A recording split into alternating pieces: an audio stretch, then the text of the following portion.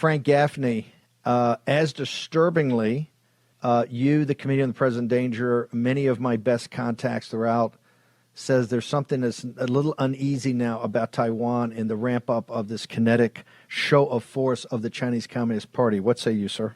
Steve, that you've got things hotting up in Ukraine at the very moment that the Chinese look as though they could go for it at any moment.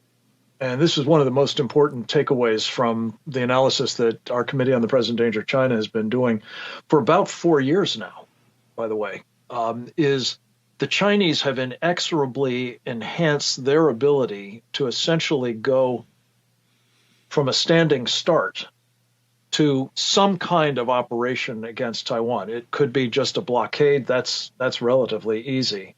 It could be fifth column operations supported by special operators, not out of the question by any means.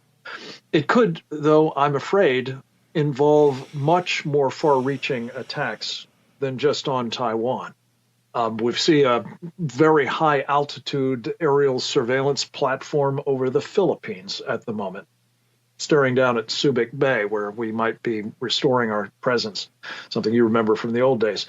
But whether it's South Korea, which is now getting a lot of very annoying action from the North Koreans, or whether it's Japan, which is being threatened not only by the Chinese, by the way, but by the Russians and the Chinese in a series of military exercises clearly aimed at Japan and its islands in close proximity to the islands of Japan. Maybe it's, Guam. How about that? Maybe it's our carrier battle groups. Maybe it's even Hawaii.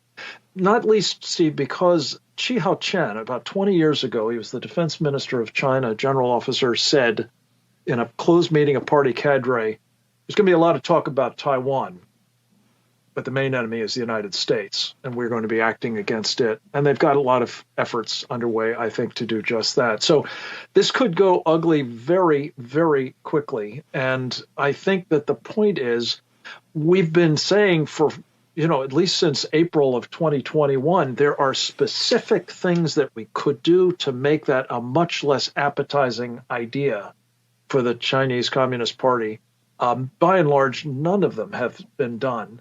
And as a result, I think that especially with what's going on inside China, and you've been covering this relentlessly, it's the real estate catastrophe, it's the banking crisis, it's the demographic nightmare, it's the COVID thing. Now, a horrific pandemic is burst out in the absence of their zero COVID policies. For all these reasons, I think Xi may well calculate that he needs to do some social engineering.